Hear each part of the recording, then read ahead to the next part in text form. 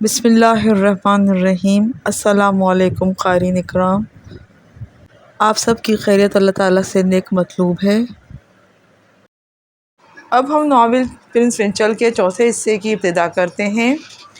باقی 6 نے جوزف پر فائرنگ کرنی چاہی، مگر اسی لمحے پیچھے سے ان پر گولیوں کی باڑھ پڑی اور وہ سب ایک لمحے میں زمین پہ آ گرے۔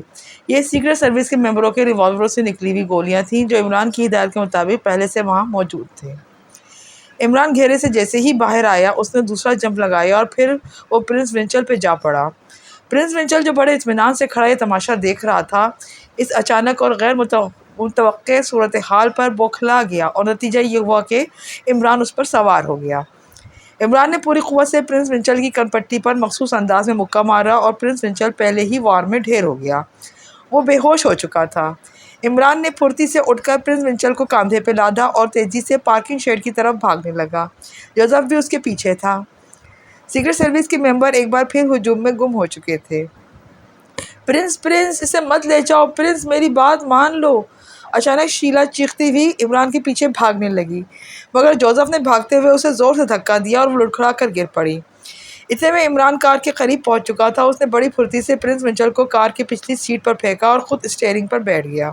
جوزف بھی بھاگتا ہوا اس کی دوسری سائیڈ پہ آ گیا اور عمران کی کار اسٹارٹ ہو کر ایک جھٹکے سے آگے بڑھ گئی۔ پیچھا کرو اور پرنس کو ہر قیمت پہ حاصل کرو، شیلا نے اٹھ کر چیختے ہوئے کہا اور پھر خود بھی پارکنگ شیڈ کی طرف بھاگنے لگی۔ اور پھر جلد ہی پارکنگ شیڈ سے 2 کاریں عمران کی کار کے پیچھے دوڑنے لگیں۔ ایک میں شیلا تھی اور دوسرے میں 2 نوجوان تھے۔ ان کی کاریں آندھی اور طوفان کی طرح عمران کا پیچھا کر رہی تھیں، جو ایک چھوٹے سے نقطے کی طرح نظر آ رہی تھی۔ ان کی کاریں آگے بڑھتے ہی پارکنگ شیڈ سے 3 کاریں اور نکلیں اور ان دونوں کاروں کے پیچھے دوڑنے لگیں۔ ان میں سیکرٹ سروس کے ممبران تھے۔ ظاہر ہے کہ عمران کو تحفظ دینا ان کا فرض تھا۔ گھنٹی کی تیز آواز سے کمرہ گونجنے لگا اور میز کے پیچھے بیٹھے ہوئے پرنس ونچل نے چونک کر میز پہ پڑے ہوئے بڑے سے ٹرانسمیٹر کا ایک بٹن دبایا۔ بٹن دبتے ہی گھنٹی کی آواز کے بجائے ایسی آواز آنے لگی جیسے صحرا میں ہوا کے تیز جھکڑ چل رہے ہوں۔ پرنس ونچل نے ہیڈ فون اٹھا کر سر پر فٹ کر لیا اور خاموش بیٹھا رہا۔ اس کے چہرے پہ گہری سنجیدگی کے آثار نمایاں تھے۔ ہوا کا شور آہستہ آہستہ کم ہوتا گیا اور پھر ایک کرخ سی آواز اس شور پہ چھا گئی۔ Hello hello, colonel Lashare calling, white fox over. Yes, white fox speaking, over. Prince Winchel نے گمبھیر لہجے میں جواب دیا۔ وائٹ فاکس، مشن کی کیا صورتحال ہے، اوور۔ دوسری طرف سے کرنل لاشارے کی کرخت آواز گونجی۔ کرنل، مشن تیزی سے آگے بڑھ رہا ہے۔ میں نے یہاں کی سیکرٹ سروس کو بہت الجھا دیا ہے۔ سیکرٹ سروس کا چیف ختم ہو چکا ہے اور وہ احمق عمران میرے چکر میں بری طرح الجھا ہوا ہے اور میں مال پر جھپٹنے کے لیے پوری طرح تیار ہوں، اوور۔ پرنس ونچل نے جواب دیا۔ ویری گڈ، کمال کر دیا تم نے۔ اور ہاں، عمران کے متعلق کیا بتا رہے تھے، مجھے تفصیل بتاؤ، کیونکہ وہ بہت خوفناک اور خطرناک شخصیت ہے۔ آج تک ہمارے ملک نے جتنے بھی مشن بھیجے ہیں صرف اسی کی وجہ سے ناکام رہے ہیں۔ تمہیں یاد ہوگا مشن کی تفصیلات طے کرتے ہوئے میں نے تمہیں اس کے متعلق خاص طور پہ ہدایات دی تھیں، اوور، کرنل لاشارے نے کہا۔ ہاں، مجھے یاد ہے، اسی لیے میں نے یہاں کے سب سے پہلے ان دونوں کا انتظام کیا تھا تاکہ عین وقت پہ دخل اندازی نہ کریں۔ اور اس وقت پوزیشن یہ ہے کہ عمران ایک نقلی پرنس ونچل کے چکر میں پڑا ہوا ہے۔ اصل مشن کی تو اسے ہوا بھی نہیں لگ سکی اور نہ ہی لگ سکے گی۔ جب تک وہ پرنس ونچل کے چکر سے نکلے گا ہم لوگ کامیاب ہو کر واپس بھی جا چکے ہوں گے، اوور، پرنس ونچل نے تفصیل بتاتے ہوئے کہا۔ خوب، بہت خوب، یہ تمہارا ہی کام تھا کہ تم ان جیسی شخصیتوں کو چکر دے سکو۔ بہرحال پھر بھی ہوشیار رہنا، کیونکہ عمران کے ذہن میں یقیناً کسی بدرو کا ڈیرا ہے۔ شروع میں یہ مشن کے دوران میں یہی محسوس ہوتا ہے کہ عمران بیوقوف بن چکا ہے، مگر عین موقع پر صورتحال اس طرح پلٹتی ہے کہ معلوم ہوتا ہے کہ عمران کے بجائے اب تک ہم خود بیوقوف بن رہے تھے، اوور۔ کرنل لاشارے ابھی بھی مطمئن نہیں ہو رہا تھا۔ کرنل، آپ کو جاننا چاہیے کہ آپ نے مشن کے لیے وائٹ فاکس سے خدمات حاصل کی ہیں، اس لیے اس قسم کی بچکانہ باتیں مت کریں۔ وائٹ فاکس آج تک اپنے مشن میں ناکام نہیں ہوا۔ عمران جیسے کئی احمق ہر وقت اس کی جیب میں پڑے رہتے ہیں۔ آپ ان باتوں کو چھوڑیں اور اصل بات کریں، اوور۔ پرنس ونچل نے انتہائی سخت لہجے میں جواب دیا۔ شاید وہ کرنل لاشارے کی باتوں سے چڑ گیا تھا۔ اوکے، بہرحال میرا فرض تھا کہ میں تمہیں خطرے سے آگاہ کر دوں۔ اب آگے تمہارا کام ہے، تم خود بہتر سمجھ سکتے ہو۔ کال کرنے سے میرا مقصد یہ تھا کہ ہمیں اطلاع ملی ہے کہ آج سے تیسرے دن مال کی سپلائی ہونی ہے اور اس کے لیے دارالحکومت سے 20 میل دور فوجی اڈے کا انتخاب کیا گیا ہے۔ سپلائی رات کو 12 بجے ہوگی، اوور۔ ٹھیک ہے، میں انتظامات کر لوں گا، آپ بے فکر رہیں، اوور، پرنس ونچل نے جواب دیا۔ ہمیں مال کس وقت ملے گا؟ ہمیں پروگرام بتلاؤ تاکہ ہم تیاری کر لیں۔ کرنل اشارے نے جواب دیا، آپ کو فائنل پروگرام میں آج سے تیسرے دن دوں گا۔ میں مال کی نوعیت دیکھ کر اس کی واپسی کا پروگرام بناؤں گا۔ اوور؟ کیا مطلب؟ میں سمجھا نہیں، کرنل اشارے نے چونک کے کہا۔ مطلب صاف ظاہر ہے کرنل اشارے، آپ نے سودا کرتے وقت مجھ سے مال کی نوعیت چھپائی تھی، اس لیے میں مال وصول کرنے کے بعد چیک کروں گا کہ وہ کیا چیز ہے، اس کے بعد میں بات کروں گا۔ اوور؟ پرنس ونچل نے زہریلے انداز میں جواب دیا، تم معاہدے سے روگردانی کر رہے ہو وائٹ فاکس، تمہیں اس کام کا معقول معاوضہ مل چکا ہے، اب مال میں جو کچھ بھی ہو تمہیں اس سے کوئی مطلب نہیں ہونا چاہیے۔ اوور؟ کرنل اشارے نے انتہائی سخت لہجے میں کہا۔ آپ تو گھبرا گئے کرنل، میں تو مذاق کر رہا تھا، میرے مال کی نوعیت سے مطلب صرف اتنا ہے کہ میں دیکھوں گا کہ اس کو لانے کا کیا پروگرام بناتا ہوں، اس پروگرام کے لحاظ سے میں آپ کا پروگرام سیٹ کروں گا، پرنس ونچل نے کہا۔ اوکے، ہم پروگرام کا انتظار کریں گے، دوسری طرف سے کرنل اشارے نے مختصر سا جواب دیا۔ Over and all, prince Winchel نے جواب دیا، پھر ٹرانسمیٹر کا بٹن آف کر دیا۔ بات ختم کرنے کے بعد پرنس ونچل اٹھا اور دروازے کی طرف بڑھا۔ دروازہ کھول کر وہ ایک راہداری میں آیا اور پھر راہداری کے آخر میں ایک دروازے کے سامنے جا کر رک گیا۔ اس نے دروازے کے درمیان اپنی شہادت کی انگلی گھمائی، انگلی گھماتے ہی دروازہ خود بخود کھل گیا اور پرنس ونچل اندر داخل ہو گیا۔ اندر جا کے دروازہ ایک بار پھر بند ہو گیا۔ یہ ایک چھوٹا سا کمرہ تھا جس کے درمیان میں رکھی ہوئی میز کے اوپر ایک کافی بڑی مشین پڑی تھی۔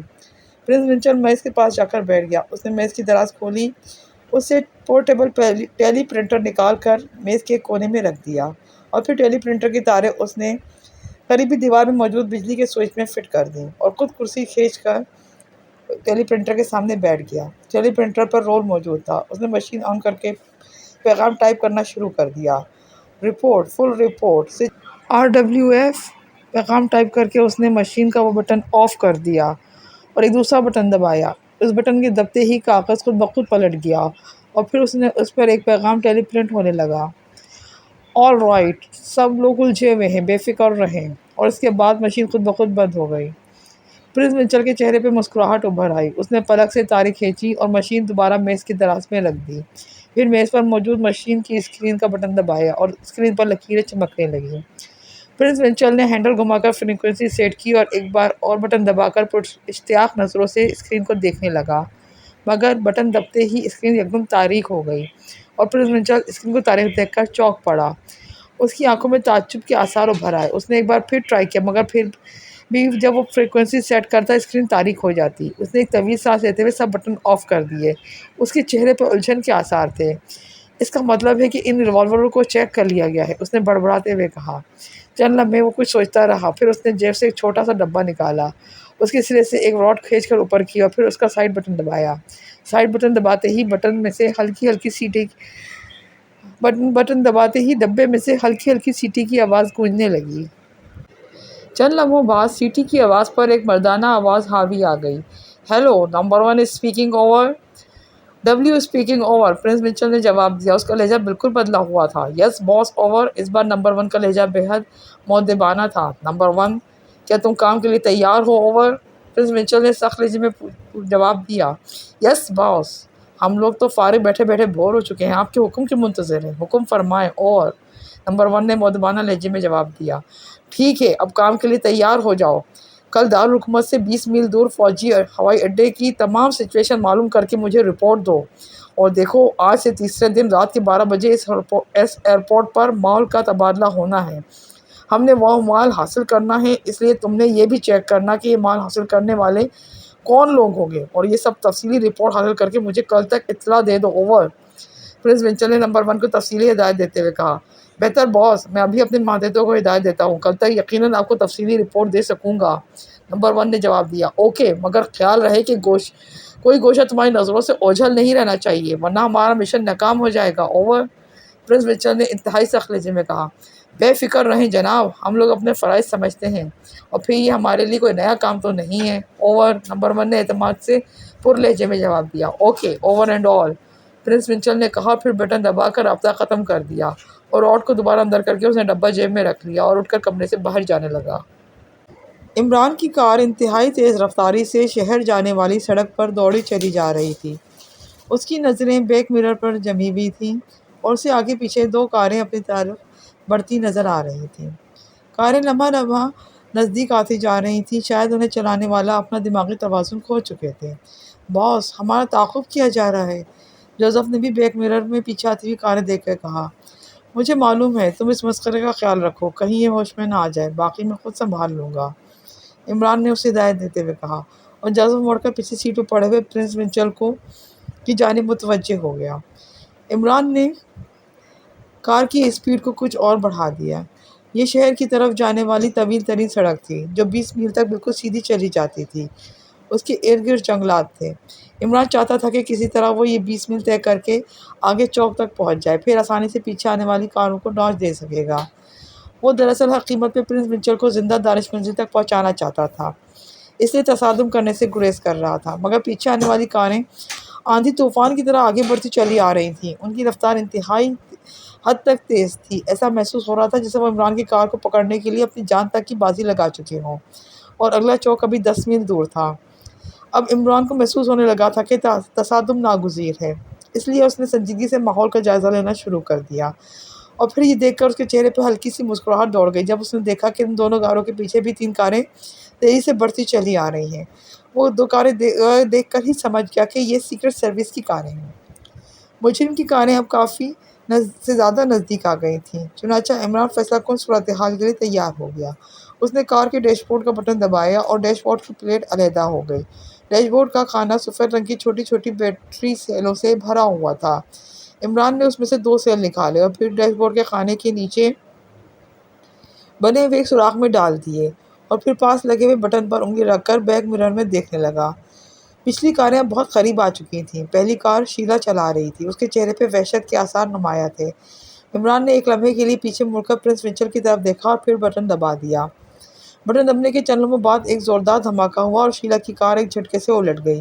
جیسے ہی شیلا کی کار الٹی، اس کے پیچھے آنے والی کار ایک خوفناک دھماکے سے اس کے ساتھ ٹکرا گئی۔ دونوں کاریں الٹ کر سڑک کے نیچے جا گریں۔ عمران نے تیزی سے کار کو بریک لگایا اور پھر کار رکتے ہی وہ نیچے اتر کر الٹی ہوئی کاروں کی طرف بڑھنے لگا۔ اس کے ہاتھوں میں ریوالور چمک رہا تھا، اور پھر اس نے دیکھا کہ کار کے الٹے ہوئے ڈھانچے میں سے شیلا باہر نکل آئی۔ شیلا کا تمام جسم خون سے سرخ ہو رہا تھا۔ وہ چند قدم آگے بڑھی اور پھر لڑکڑا کے نیچے گر پڑی۔ پیچھے آنے والی کاریں بھی قریب آ کر رک گئی تھیں۔ اس سے پہلے کہ ان میں سے لوگ نکلتے، الٹی ہوئی دونوں کاریں ایک خوفناک دھماکے سے پھٹ گئیں اور ان کے پرزے اڑ کر دور تک بکھر گئے۔ عمران چند قدم پیچھے ہٹ گیا۔ اب ان دونوں کاروں کے بقیہ ڈھانچوں میں سے آگ کے شعلے نکل رہے تھے۔ عمران نے اپنا ہاتھ پیچھے آنے والی کاروں کی طرف ہلایا اور پھر تیزی سے اپنی کار کی طرف بڑھ گیا۔ اس نے دروازہ کھولا اور اسٹیئرنگ پر بیٹھ گیا۔ باس، یہ ہوش میں آ رہا ہے، میں نے پھر طویل عرصے کے لیے اسے بے ہوش کر دیا ہے، جوزف نے دانت نکالتے ہوئے کہا، اور عمران نے دیکھا کہ پرنس منچل کے سر پہ ایک اور سر ابھر چکا تھا۔ اس نے کار آگے بڑھاتے ہوئے کہا، جوزف، میں آج تک تمہیں بہادر سمجھتا آیا، مگر اب معلوم ہو کہ تم تو انتہائی بزدل ہو۔ شاید ایسا بے پناہ شراب پینے کی وجہ سے ہوا، اس لیے آج سے تمہاری شراب بند۔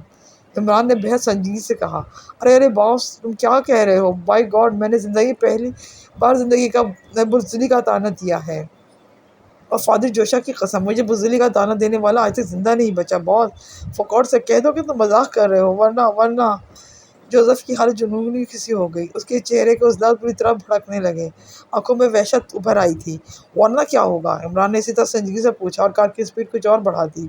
ورنہ جوزف نے جنون کے عالم میں ہاتھ پر مکہ مارتے ہوئے کہا۔ جوش کی وجہ سے اس کی آواز پھٹ گئی تھی۔ ورنہ میں خودکشی کر لوں گا باس، کیونکہ تم تو میرے باس ہو، میں تمہیں کچھ نہیں کہہ سکتا۔ کاش تمہارے بجائے کسی اور نے یہ بات کہی ہوتی، تو اب تک تو میں اس کی گردن توڑ چکا ہوتا اور اسے بتلا چکا ہوتا کہ میں بزدل ہوں یا بہادر۔ جوزف نے چیخ کے کہا اور اس کے منہ سے کف نکلنے لگا تھا، باقی وہ بہت جوش کے عالم میں تھا۔ اچھا، خدا حافظ باس، یاد رکھنا تم نے جوزف کی توہین کی تھی اور جوزف نے تمہیں معاف کر دیا تھا۔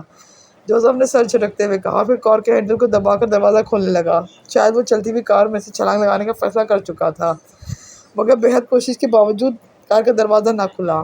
عمران سسٹم جام کر چکا تھا، اس کے چہرے پہ ہلکی ہلکی مسکراہٹ تیر رہی تھی۔ باس، مجھے مر جانے دو باس، جوزف نے چیخ کر عمران سے کہا۔ اگر تم مر گئے تو پھر پیچھے پڑے ہوئے مسخرے کا دھیان کون رکھے گا؟ یاد رہے کہ میں نے تمہاری ڈیوٹی لگائی تھی، عمران نے پھر ایک دفعہ قرخ لہجے میں کہا۔ مگر باس، تم نے مجھے بزدل کیوں کہا؟ جوزف نے اس بار قدرے نرم پڑتے ہوئے کہا۔ اس لیے کہا تھا کہ تم نے پہلے سے بے ہوش آدمی کے سر پہ ریوالور مارا ہے، یہ کوئی بہادری ہے کیا؟ میں نے جھوٹ کہا تھا، عمران نے مسکراتے ہوئے کہا۔ جوزف چند لمحے تو خاموش بیٹھا کچھ سوچتا رہا، پھر بے اختیار قہقہ لگانے لگا۔ شکریہ باس، اب مجھے پتہ چل گیا کہ آپ نے مذاق کیا تھا، ہی ہی۔ میں بھی کہوں کہ میرا گریٹ باس بھلا ایسی بات کیسے کہہ سکتا ہے؟ Good God! ارے ہاں باس، فار گاڈ سیک تم اپنی شرط ہٹا لو ورنہ میں یقیناً مر جاؤں گا، جوزف نے اس بار کھنکھیاتے ہوئے کہا۔ جوش ختم ہونے کے بعد اسے یاد آ گیا تھا کہ عمران نے اس کی شراب بند کر دی تھی۔ تم تو خودکشی کر رہے تھے، عمران نے دوبارہ سنجیدگی سے کہا۔ ارے نہیں باس، تمہاری بات سن کر میں پاگل ہو گیا تھا، ورنہ تمہیں زندہ چھوڑ کر میں خودکشی کیسے کر سکتا ہوں؟ جوزف نے اپنی طرف سے مسکا لگاتے ہوئے کہا۔ کیا مطلب؟ کیا تم پہلے مجھے مارو گے پھر خودکشی کرو گے؟ اس کا مطلب یہ ہوا کہ تمہارا جب بھی خودکشی کا موڈ بنا تو تم پہلے مجھے قتل کر دو گے؟ باپ رے، مجھے تو ابھی سے تم سے خوف محسوس ہونے لگا ہے، عمران نے خوفزدہ لہجے میں کہا۔ نہیں باس، ایسے کیسے ہو سکتا ہے؟ شاید میرا دماغ خراب ہو چکا ہے، ایک بوتل پی لوں؟ شاید کافی دیر ہو گئی ہے، جوزف نے جیب سے چھوٹی سی بوتل نکالتے ہوئے کہا۔ پی لو، عمران نے مسکراتے ہوئے کہا، اور جوزف نے دانت نکالتے ہوئے بوتل منہ سے لگا لی۔ اتنے میں عمران کی کار دانش منزل کے گیٹ کے پاس پہنچ چکی تھی۔ عمران نے کار گیٹ کے سامنے روکی اور پھر جوزف سے مخاطب ہو کر کہا۔ جوزف نیچے اتر کر دروازہ کھلواؤ۔ مگر باس، دروازہ تو کھلتا ہی نہیں، جوزف نے کار کے دروازے کے ہینڈل پہ ہاتھ رکھتے ہوئے کہا۔ مگر مسلم لمحے خود بخود دروازہ کھل گیا۔ اگر خودکشی کی نیت نہ ہو تو دروازہ کسی طرح کھل سکتا ہے، عمران نے مسکراتے ہوئے کہا، اور جوزف کھسیانہ ہو کر نیچے اتر گیا۔ عمران کے چہرے پہ مسکراہٹ دوڑ گئی، وہ اس دیوزات حبشی کو ہینڈل کرنا خوب جانتا تھا۔ صرف راستہ کاٹنے کے لیے اس نے جوزف کو یقین دلایا تھا۔ باس، کوئی جواب نہیں آ رہا، گیٹ کھل ہی نہیں رہا، جوزف نے کھڑکی میں سر ڈال کے عمران سے کہا۔ آج تو تم پر سارے دروازے بند ہو چکے ہیں، عمران نے ہنستے ہوئے کہا اور خود کار سے اتر کر نیچے آ گیا۔ تم اس کا خیال رکھو، اس نے جوزف سے کہا اور خود گیٹ کی طرف بڑھ گیا۔ اس نے کال بیل پر انگلی رکھ کر دبایا اور کافی دیر تک بٹن دبائے رکھا۔ مگر جب اسے کال بیل دبائے کافی دیر ہو گئی تو اس کے چہرے پر الجھن کے تاثرات ابھر آئے۔ بات اس کی سمجھ میں نہیں آ رہی تھی کہ بلیک زیرو جواب کیوں نہیں دے رہا۔ وہ پیچھے ہٹا اور اس نے ایک نظر ادھر ادھر دیکھا۔ دوسرے لمحے وہ بندروں کی تیزی سے دروازے پر ابھری ہوئی کیلوں کے سہارے گیٹ پہ چڑھتا چلا گیا۔ اس نے گیٹ کو کراس کرنے کے بعد میں چند منٹ سے زیادہ نہیں لگائے اور اوپر پہنچتے ہی دوسری جانب کود گیا۔ چند لمحوں بعد گیٹ اندر سے کھل گیا۔ جوزف، تم کار لے کر اندر آؤ، عمران نے جوزف سے کہا اور خود تیز تیز قدم اٹھاتا عمارت کی طرف بڑھتا چلا گیا۔ اس کا ہاتھ جیب کے اندر موجود ریوالور کے دستے پہ مضبوطی سے جمع ہوا تھا اور بےحد چوکنے انداز میں آگے بڑھ رہا تھا۔ اس کے چہرے پہ بےحد سنجیدگی تھی اور آنکھوں میں شدید تعجب کے آثار نمایاں تھے۔ جلد ہی وہ برآمدے تک پہنچ گیا، پھر اس نے وہاں پر کاسمک ریز کے اثرات محسوس کیے۔ اتنے میں جوزف کار لے کر اندر برآمدے کے قریب پہنچ چکا تھا۔ اسے مخصوص کمرے میں ڈال دو، جوزف نے عمران سے پوچھا۔ ہاں، اسے اٹھا کر لے آؤ، اور جوزف نے بے ہوش پرنس منچل کو کار پر لاد لیا اور عمران کے پیچھے چلتا ہوا مخصوص کمرے کی طرف بڑھنے لگا۔ عمران نے مخصوص کمرے کا ہینڈل دبایا اور پھر جیسے ہی اس نے دروازہ کھولا وہ اچھل کر ہٹ گیا۔ کمرہ اندر سے بالکل تباہ ہو چکا تھا اور پھر عمران کو دروازے کے قریب ہی ملبے کے نیچے دبا ہوا بلیک زیرو بھی نظر آ گیا۔ اس کے علاوہ کمرے میں انسانی جسم کے بے شمار ٹکڑے ادھر ادھر بکھرے ہوئے تھے۔ عمران چند لمحے یہ سب کچھ دیکھ کر حیرت زدہ سا دیکھتا رہا۔ یہ کیا ہوا ہے باس؟ یہ طاہر صاحب، جوزف نے جو اس دوران اندر آ چکا تھا حیرت بھرے لہجے میں کہا۔ اس کو دوسرے کمرے میں بند کر کے فوراً واپس آؤ، عمران نے انتہائی کرخ لہجے میں جوزف کو حکم دیا اور جوزف تیزی سے باہر نکل گیا۔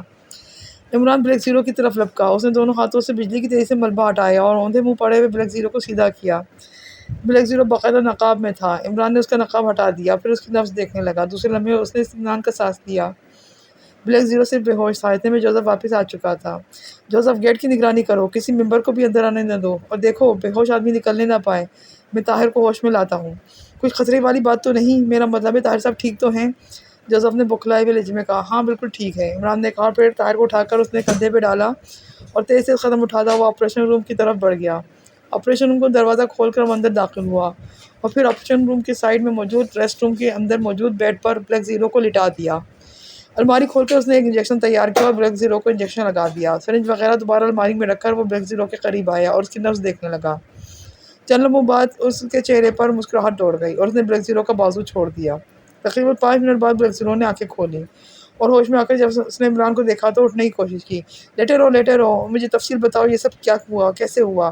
عمران نے اس کے قریب کرسی پہ بیٹھتے ہوئے کہا، اور بلیک زیرو نے مدھم سے لہجے میں شروع سے آخر تک تمام تفصیل بتا دی۔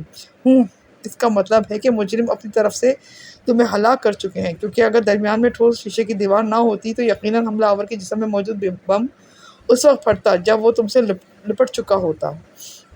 عمران نے کہا، ہاں معلوم تو ایسا ہی ہوتا ہے، ویسے یہ مجرموں کا انتہائی خوفناک حربہ تھا۔ میں تو تصور بھی نہیں کر سکتا تھا کہ وہ اپنے آدمیوں کے جسم میں وائرلیس بم بھی رکھ سکتے ہیں، بلیک زیرو نے جھرجھری لیتے ہوئے کہا۔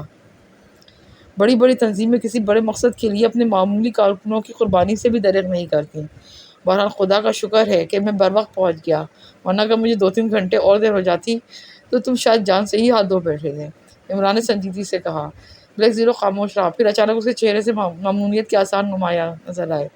اچانک بیٹھے بیٹھے عمران چونک پڑا۔ طاہر، تم نے 2 ریوالور کا ذکر کیا تھا جو تم نے مجرموں سے حاصل کیے تھے، وہ کہاں ہیں؟ وہ آپریشن روم کی 2 نمبر الماری میں پڑے ہوئے ہیں، بلیک زیرو نے جواب دیا اور کوشش کر کے اٹھ کر بیٹھ گیا۔ اب اس کی طبیعت خاصی بحال ہو چکی تھی۔ عمران اٹھ کر آپریشن روم کی طرف بڑھ گیا۔ اس نے خفیہ الماری کھول کر 2 ریوالور اٹھائے اور انہیں مانگنی خیز نظروں سے دیکھنے لگا۔ پھر انہیں لیے ہوئے وہ لیبارٹری روم کی طرف بڑھ گیا اور راہداریاں کراس کر کے وہ لیبارٹری کے دروازے پہ پہنچ گیا۔ اس نے جھک کر دہلیز کے نیچے موجود ایک خفیہ بٹن دبایا اور لیبارٹری کا دروازہ خود بخود کھلتا چلا گیا۔ عمران اندر داخل ہو گیا۔ یہ ایک جدید ترین اور ہر قسم کے سائنسی ساز و سامان سے لیس مکمل لیبارٹری تھی، جہاں فرصت کے وقت عمران نئے سائنسی شعبے ایجاد کرنے کے لیے تجربے کرتا رہتا تھا۔ عمران ریوالوروں کو لیا ہوا سیدھا ایک چھوٹی سی مشین کی جانب بڑھ گیا۔ اس نے مشین کا سوئچ آن کیا اور پھر اس میں خانہ کھول کر اس نے ایک ریوالور اس کے اندر رکھ دیا اور خانہ بند کر کے ایک اور بٹن دبا دیا۔ بٹن دبتے ہی اچانک مشین کے اوپر موجود ڈائل پہ لگی ہوئی سرخ رنگ کی سوئی ایک جھٹکے سے آگے بڑھی اور ایک سرخ نشان پر جا کر رک گئی۔ اس کے ساتھ ہی ڈائل پہ موجود سرخ رنگ کا بلب تیزی سے جلنے بجھنے لگا۔ عمران کی آنکھوں میں ایک پراسرار سی چمک لہرائی۔ اس نے مشین بند کی اور پھر خانہ کھول کر ریوالور باہر نکال لیا۔ پھر اس نے دوسرا ریوالور اندر ڈال کر اسے چیک کیا، وہ بھی پہلے ہی کی طرح تھا۔ عمران نے 2 ریوالور اٹھا کر انتہائی تیزی سے ایک اور مشین میں ڈالے اور پھر مشین کا بٹن آن کر دیا۔ مشین میں سے چند لمحے گھرر گھرر آوازیں آتی رہیں۔ مختلف بلب بجھتے اور روشن ہوتے رہے، پھر مشین بند ہو گئی۔ عمران نے اس میں سے ریوالور نکال لیے اور پھر انہیں لیے ہوئے لیبارٹری سے باہر نکل آیا۔ راہداری کراس کرنے کے بعد جب وہ آپریشن روم میں داخل ہوا تو اس نے دیکھا کہ بلیک زیرو آپریشن روم کی کرسی پر سر تھامے بیٹھا ہے۔ عمران نے 2 ریوالور میز پہ ڈال دیے اور بلیک زیرو نے چونک کر سر اٹھایا۔ بلیک زیرو، دشمن نے 2 رخی مار دی تھی۔ ان ریوالوروں کے دستوں پر بھی ٹیلی وائرس ویژن آئی بم موجود تھے۔ جب وہ چاہتا ان کی مدد سے ہماری گفتگو سنتا رہتا اور جب چاہتا ان کی مدد سے آپریشن روم تباہ کر دیتا۔ عمران نے کرسی پہ بیٹھتے ہوئے کہا۔ اوہ، یہ مجرم تو انتہائی خطرناک ثابت ہو رہا ہے۔ اس کا مطلب ہے کہ دانش منزل ان کی نظروں میں آ چکی ہے، بلیک زیرو نے پرتشویش لہجے میں کہا۔ ہاں یقیناً۔ اچھا تم ایسا کرو، دانش منزل کا بیرونی منظر تبدیل کر لو، میں ذرا پرنس ونچل سے 2 باتیں کر لوں، عمران نے کرسی سے اٹھتے ہوئے کہا، پھر باہر جاتے جاتے رک گیا۔ دروازے کے قریب کھڑے کھڑے وہ چند لمحے سوچتا رہا، پھر دوبارہ میز کی طرف لوٹ آیا۔ خیریت؟ بلیک زیرو نے حیرت آمیز لہجے میں کہا۔ بلیک زیرو، میرا پروگرام بدل گیا ہے۔ پرنس ونچل جیسی شخصیت پر تشدد کرنے سے ہمیں کچھ حاصل نہیں ہوگا، عمران نے دوبارہ کرسی پہ بیٹھتے ہوئے کہا۔ عمران صاحب، پرنس ونچل آپ کے ہتھے چڑھا ہے، اسے گولی مار کے ختم کر دیں، جان چھوٹی، نہ پرنس ونچل ہوگا نہ کوئی کیس بڑھے گا، خواہ کی درد سری کرنے سے کیا فائدہ، بلیک زیرو نے 2 ٹوک لہجے میں کہا اور بلیک زیرو کی بات سن کر عمران بے اختیار مسکرا دیا۔ میرے خیال میں تمہاری یہ جھنجھلاہٹ تم پر حملے کا رد عمل ہے۔ طاہر صاحب، آپ ایک ذمہ دار عہدیدار ہیں، آپ کا کام یہ ہے کہ مجرم کو پکڑیں، اور مجرم وہ ہوتا ہے جو جرم کر چکا ہو۔ اب اگر پرنس ونچل کو ہم گولی مار دیں تو آخر کس بنا پر؟ صرف اس بنا پر کہ وہ ایک بین الاقوامی مجرم ہے؟